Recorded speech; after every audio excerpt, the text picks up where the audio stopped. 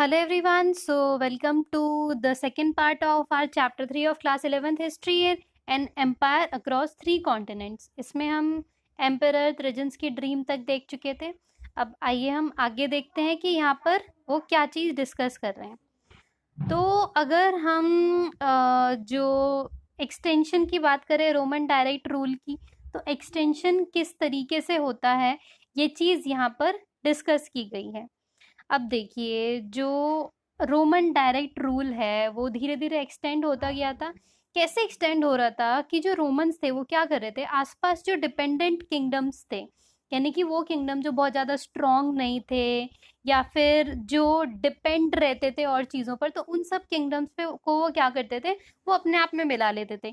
इसे territory expansion कहते हैं कि वो टेरिटरी को क्या किया करते थे, एक्सपैंड कर दिया करते थे, बढ़ा दिया करते थे.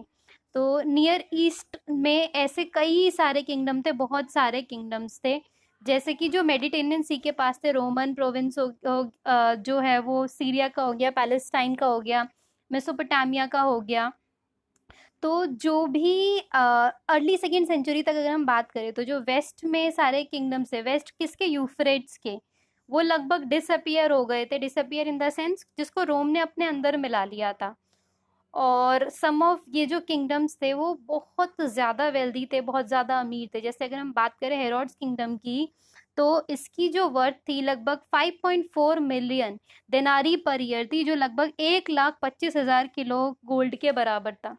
अगर हम बात करें तो इटली को छोड़ के, जो उस समय प्रोविंस नहीं माना जाता था, जो सारी टेरिटरीज थी, उन सबको टैक्स देना होता था. दे वर सब्जेक्ट टू टैक्सेशन. और अगर हम सेकेंड सेंचुरी के पीक की बात करें, तो जो रोमन एम्पायर था वो स्कॉटलैंड से लेके आर्मेनिया, सहारा से यूफ्रेट्स और बियॉन्ड तक पूरी तरीके से फैल चुका था. अगर वैसे देखा जाए तो वहाँ पे कोई पर्टिकुलर गवर्नमेंट मॉडर्न सेंस में नहीं थी कि पर्टिकुलर सब कुछ चीज़ ऑर्गेनाइज थी कि सारी चीज़ों को रन कर सके. पर फिर भी क्या होता था कि एम्परर जो था वो सब कुछ सही से संभालता था. तो ऐसा क्या था कि वो सब चीज़ से इतनी खूबसूरती से कोप करता था, एडमिनिस्ट्रेशन करता था. और एडमिनिस्ट्रेशन भी किसका, पॉपुलेशन लगभग 60 मिलियन पहुंच चुकी थी मिड सेकेंड सेंचुरी तक. तो आंसर किस में लाई करता है, अर्बनाइजेशन ऑफ एम्पायर में. अब अर्बनाइजेशन का मतलब क्या होता है, जब कोई भी चीज़ ऑर्गेनाइज होना शुरू हो जाती है, लाइक शहर बनने जो शुरू हो जाते हैं, उनको अर्बनाइजेशन कहा जाता है. तो ग्रेट अर्बन सेंटर्स जो थे वो कहाँ थे, जो मेडिटेरियन सी है उसके बराबर में, जैसे कि कार्थेज, एलेक्जेंड्रिया, एंटियोक, ये बिगेस्ट थे. अब ये ट्रू बेडरॉक थे इम्पेरियल सिस्टम में. इम्पेरियल सिस्टम यानी कि जो नोबल क्लास रूल था उसके सिस्टम के. अगर हम सिटीज़ की बात करें तो गवर्नमेंट क्या थी, वो एबल थी जो कंट्री साइड है वहाँ पे टैक्स लगाने के लिए, जिसकी वजह से एम्पायर में बहुत ज़्यादा पैसा आया करता था.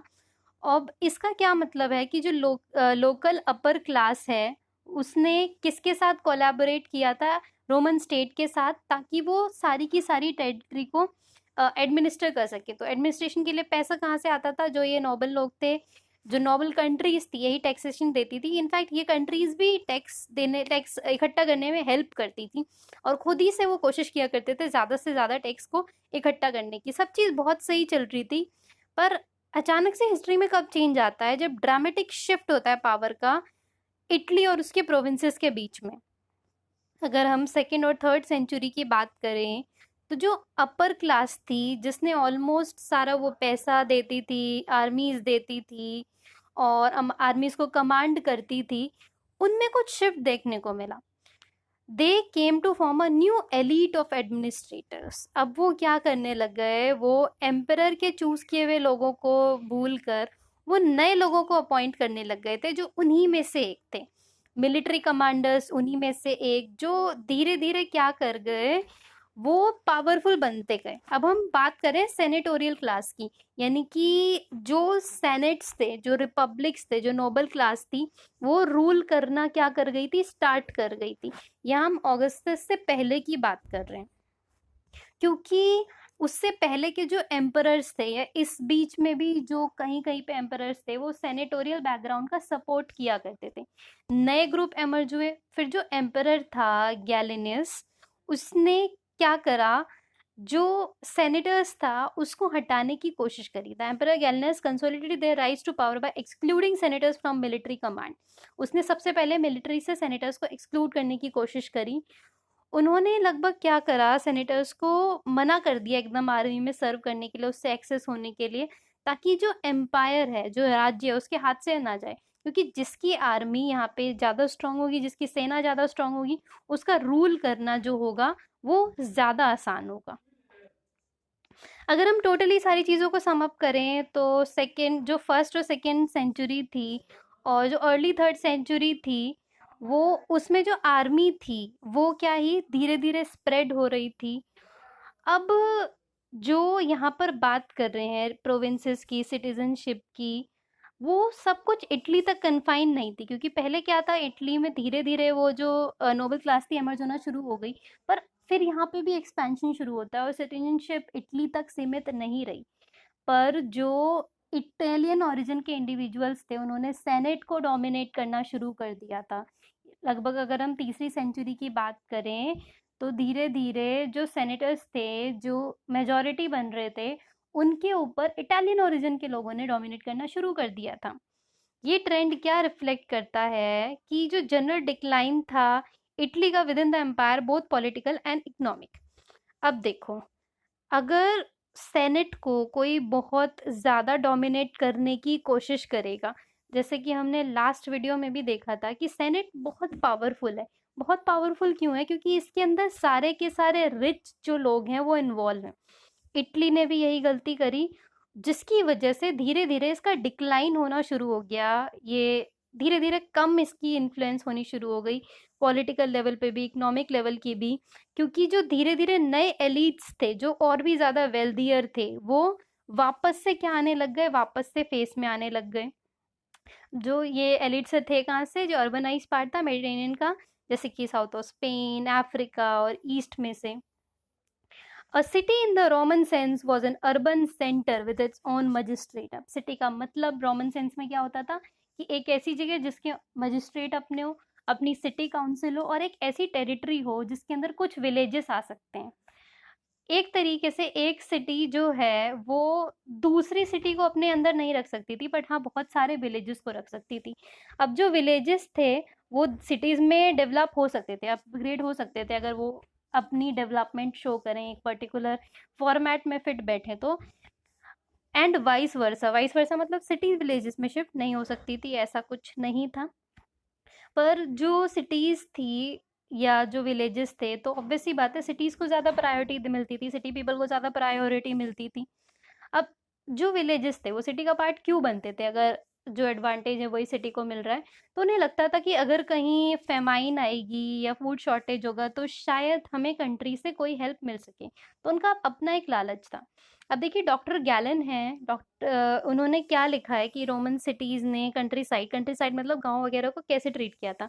अब जो डॉक्टर गैलन है ये बहुत फेमस रोमन सर्जन थे, और उसके अलावा ये फिलोसोफर भी थे। इन्होंने बहुत बढ़िया बढ़िया चीज़ें लिखी है।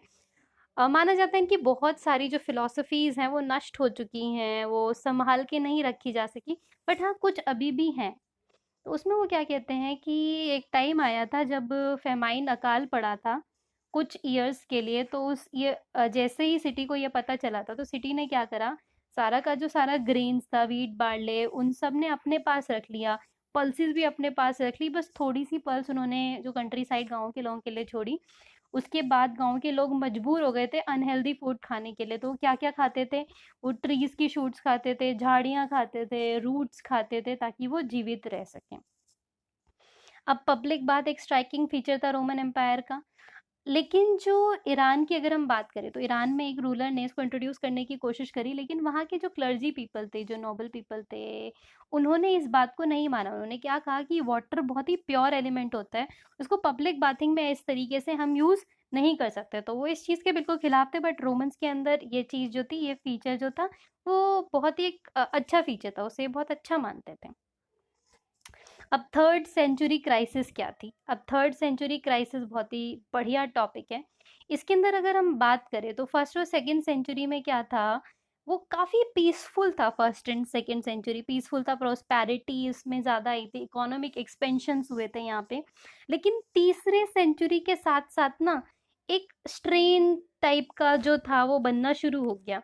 अगर हम 230s की बात करें, 230 की, तो एम्पायर आपस में ही लड़ाई वगैरह होने लग गई थी। किस तरीके से? क्योंकि अगर एक रूलर है सब कुछ सही चलता है, लेकिन जब अपने आप को बहुत सारे लोग रूलर समझने लगते हैं तो बड़ी दिक्कत हो जाती है। तो अभी रोमन का रूल था, लेकिन अब क्या हुआ, ईरान सीन में आ गया। ईरान में एक नई एग्रेसिव डायनेस्टी एमर्ज होती है जिसका नाम ससानियंस था। 15 साल के अंदर ही इन्होंने बहुत ही बेहतरीन तरीके से एक्सपैंड करना शुरू किया यूफ्रेट्स की डायरेक्शन में।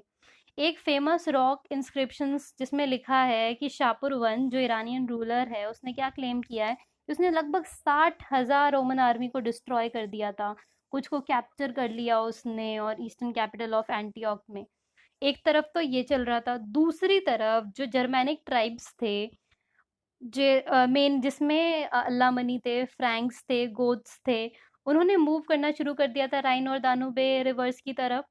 और रिपीटेड इन्वेजन्स हो रहे थे बहुत सारे ग्रुप के द्वारा। एक तरफ ईरान का चल रहा था, ऊपर से ये जर्मैनिक ट्राइब्स वगैरह आ गए थे, कुछ और इन्वेजन्स और लोगों के हो रहे थे। इतनी ज़्यादा परेशानी हो गई थी कि जो रोमन्स थे उन्हें अपनी टेरिटरी दानुके के बियॉन्ड छोड़ के कई बार जाना पड़ रहा था।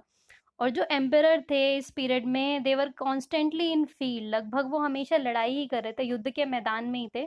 और रोमन्स के एक और खतरनाक दुश्मन थे जिनका नाम था बारबेरियंस। बारबेरियंस के अंदर वो एम्परर्स थे जो रोमन्स पे अटैक करते थे, उनका तरीका बहुत ही ब्रूटल हुआ करता था। अब रैपिड सक्सेशन है एम्परर्स का जो थर्ड सेंचुरी में हो रहा है, जिसकी वजह से क्या हुआ, अगर राजा बार बार चेंज हो रहा है, उसके रूल बार बार चेंज हो रहे हैं, बार बार अटैक्स हो रहे हैं, इन्वेजन्स हो रहे हैं, तो टेंशन की स्थिति तो ऑफकोर्स थी। अब अगर हम बात करें जेंडर लिटरेसी और कल्चर की, तो एक या उससे ज़्यादा जो मॉडर्न फीचर्स है रोमन सोसाइटी के, वो ये थे कि वहाँ पे न्यूक्लियर फैमिली का प्रचलन था। जो एडल्ट सन था वो अपनी फैमिली के साथ नहीं रहता था, अगर दो भाई भी थे तो बहुत ही एक्सेप्शनल था कि दोनों भाई एक साथ एक ही परिवार में रह रहे हैं। और जो स्लेव्स थे जिनको वो रखा करते थे वो एक तरीके से फैमिली का पार्ट माना जाते थे। मैरिज की हम बात करें तो मैरिज एक ऐसी मैरिज में क्या था कि जो वाइफ थी उस वो जब उसकी शादी होती थी तो ऐसा नहीं था कि फादर की प्रॉपर्टी में उसका राइट नहीं होता था, पूरा राइट होता था उसका अपनी नेटल फैमिली में। जो वुमेन का दहेज जाता, जो डाउरी जाती थी, वो हस्बैंड की होती थी। लेकिन जो उसके फादर की प्रॉपर्टी होती थी वो ससुराल वालों के साथ शेयर नहीं होती थी, वो उसकी इंडिपेंडेंट प्रॉपर्टी होती थी। और वो इंडिपेंडेंट प्रॉपर्टी ऑनर होगी अगर उसके फादर की डेथ हो जाएगी तो अगर हम प्रॉपर्टी के मामले में, लीगल राइट्स के मामले में बात करें तो रोमन वुमेन जो थी उन्होंने एक कंसिडरेबल लीगल राइट वो एंजॉय करती थी प्रॉपर्टी मैनेज करने में। तो एक तरीके से कह सकते हैं कि लॉ क्या कहता था कि अगर एक मैरिड कपल है तो वो एक एंटिटी नहीं है, यानी कि एक उसको नहीं माना जाएगा, वो दो एंटिटीज हैं जिनकी अलग अलग प्रॉपर्टीज हो सकती हैं। डाइवोर्स बहुत इजी था, डिवोर्स में आपको कुछ नहीं करना होता था, जस्ट आपको एक नोटिस लिख के देना होता था जो आइदर हस्बैंड या वाइफ दोनों में से कोई भी दे सकता था। मतलब हम ये भी कह सकते हैं कि ऐसा नहीं कि सिर्फ हस्बैंड डाइवोर्स ले सकते थे, वाइफ भी डिवोर्स ले सकती थी। ऑन द अदर हैंड अगर हम बात करें तो जो मेल्स की शादी होती थी वो लेट 20 से अर्ली 30s के बीच में होती थी, लगभग 28 से 35 के बीच में। और जो वुमेन थी उनकी लेट टीन्स, यानी कि आप मान के चलिए 16 17 से लेके अर्ली 20 23 24 में हो जाती थी। तो लगभग 10 ईयर्स का गैप होता था जिसकी वजह से इनइक्वालिटी आती थी। अब 10 ईयर के गैप के होने की वजह से इनइक्वालिटी कैसे आएगी कि अगर हस्बैंड की एज ज़्यादा होगी वाइफ की एज से, तो ऑब्वियस सी बात है डोमिनेशन किसका रहेगा, हस्बैंड का। क्योंकि एक तरीके से जो अभी एज में उनसे बहुत कम है, उनको लगता था उनकी समझ उनसे बहुत कम होगी, उनके लाइफ के एक्सपीरियंसेस उनसे कम होंगे। तो if there is a age gap between the couple, तो जो डोमिनेशन होता है वो उसका होता है जिसकी एज ज़्यादा होती है मोस्ट ऑफ द टाइम्स। तो ऑगस्टाइन है वो क्या लिखते हैं, ऑगस्टाइन कौन थे, बहुत ही फेमस बिशप थे, एक तरीके से फादर थे नॉर्थ अफ्रीकन सिटी हिप्पो के, बहुत ही बढ़िया उनकी इज्जत थी वहाँ पर। तो वो क्या कहते हैं कि जो मोस्ट ऑफ द लाइफ उन्होंने नॉर्थ अफ्रीका में काटी है, और वो क्या कहते हैं कि उनकी मदर को जो उनके फादर थे वो रेगुलरली बीट करते थे, उनको मारा करते थे। और उनके आसपास जो मोस्ट वाइफ्स थी ना स्मॉल टाउन में, उन्होंने उन अपने आसपास भी यही सारी चीज़ें देखी थी। मतलब डोमेस्टिक वायलेंस वहाँ पे बहुत ज़्यादा प्रेवेलेंट था। और उसके अलावा जो बच्चे के ऊपर राइट होता था वो फादर का होता था। जैसे कि फादर का सब्सटेंशियल लीगल कंट्रोल, एक टर्म यूज करा है इन्होंने। सब्सटेंशियल लीगल कंट्रोल किस पे होता था? उनका बच्चों पे होता था। यानी कि अगर मान लो कि एक बच्चा जो था वो अगर फादर उसको नहीं चाहता, कि अनवांटेड चिल्ड्रन है ये, तो वो इस हद तक चले जाते थे कि बाहर उसे ठंड में छोड़ देते थे ताकि वो मर जाए। तो इस तरीके की सिचुएशन वहां पर थी। लिटरेसी की हम बात करें तो लिटरेसी जो थी वो कैजुअल लिटरेसी का मतलब क्या होता है कि एवरीडे लाइफ में आप रीड एंड राइट कर सकें। तो कैजुअल लिटरेसी जो थी वो वेरी करती थी डिफरेंट पार्ट में। यानी कि अगर हम पोम्पेई की बात करें जो लगभग 79 सी में वॉल्केनिक इरप्शन के अंदर पूरा बरीड हो चुका है, तो स्ट्रॉन्ग एविडेंस है कैजुअल लिटरेसी के। जबकि अगर हम इजिप्ट की बात करें तो पेपायरी जो है बहुत ज़्यादा मिले। पेपायरी क्या था? हमने देखा था एक तरीके से एक छोटा सा प्लांट होता था जिसके लीव्स पे लिखा गिरते थे। तो मोस्ट जो फॉर्मल डॉक्यूमेंट्स उस पर मिले हैं, और उसमें ये भी चीज़ बताई गई है कि एक्स और वाई अनेबल टू राइट हैं, यानी रीड एंड राइट है। यानी कि वहाँ लिटरेसी बहुत ज़्यादा फेमस नहीं थी।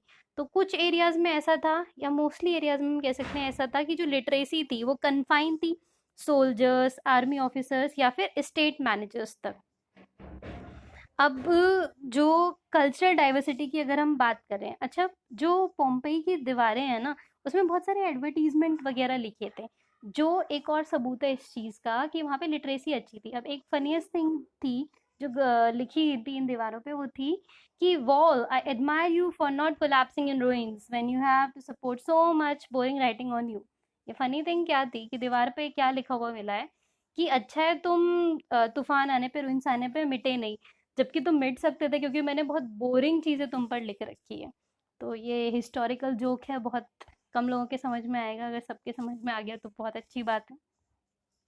सो अब कल्चरल डाइवर्सिटी की हम बात करें तो बहुत सारे कल्चर्स थे, वास्ट डाइवर्सिटी ऑफ रिलीजियन थी, लोकल डीटीज, सबके भगवान, कई सारे लोगों के भगवान अलग हुआ करते थे, लैंग्वेजेस बहुत अलग अलग हुआ करती थी, ड्रेस बहुत अलग होती थी, फूड्स बहुत अलग होते थे जो वो खाया करते थे, और पीपल वहाँ पे ट्राइबल भी थे, नॉन ट्राइबल भी थे। अब अरामिक जो थी डोमिनेंट लैंग्वेज थी नियर ईस्ट की। अगर हम बात करें, कैप्टिक इजिप्ट में बोली जाती थी, प्यूनिक बर्बर नॉर्थ अफ्रीका में, सेल्टिक स्पेन में। अब मोस्ट ऑफ द ये लैंग्वेज थी ना वो प्योरली ओरल थी, यानी कि इसके रिटर्न सबूत हमको ऑलमोस्ट बहुत ही कम मिले हैं। तो अगर हम बात करें कि अगर जब तक हमें कोई पर्टिकुलर स्क्रिप्ट नहीं मिलती तो हम नहीं बता सकते कि वो लैंग्वेज बहुत ज़्यादा फेमस थी। जैसे आर्मेनियन की हमें स्क्रिप्ट मिली हैं, और अगर हम आर्मेनियन की एग्जाम्पल की बात करें तो 5th सेंचुरी तक भी इसका यूज़ नहीं था, क्योंकि ऑलरेडी जब तक ये टाइम आया था तो कॉप्टिक लैंग्वेज में, कॉप्टिक ट्रांसलेशन में जो बाइबल थी ऑलरेडी छप चुकी थी। तो इस वजह से हम कह सकते हैं कि बहुत सारी लैंग्वेजेस ऐसी थी जो सिर्फ बोली जाती थी, लिखी नहीं जाती थी। अब देखिए यहाँ पे ये फोटो दे रखी है इन्होंने, ये कौन है? ये किंग है, उनकी वाइफ है और उनकी वाइफ का परिवार है। ये प्यारी सी तस्वीर है, ये किंग जैसे लग रहे हैं हमें, ये वाइफ लग रही है, और ये वाइफ का परिवार है। आप इन्हें कुछ भी इमेजिन कर सकते हैं। ये फूफा जी लग रहे हैं, ये चाचा जी होंगे, ये पता नहीं कौन कौन है, आप अपने आप इमेजिन कर लेना जो भी हैं। तो ये किसकी है? Wife of king Abgar and her family. अब पोम्पेई में ये देखिए, ये एक वाइन मर्चेंट का घर है, वाइन मर्चेंट का डाइनिंग रूम है। इसकी वॉल देखिए कितनी सुंदर सुंदर डेकोरेटेड है, किससे? पेंटिंग से। बहुत ही प्यारी प्यारी पेंटिंग्स इन्होंने पूरी वॉल्स पर जो है वो बना रखी है। सो इसका नेक्स्ट पार्ट हम कवर करेंगे अपने अगले वीडियो में। आपको कोई भी कंफ्यूजन है, क्वेरी है, कोई भी सजेशन अगर आप देना चाहें तो comment box is always open for you. और meet you all in my next video. So thank you so much.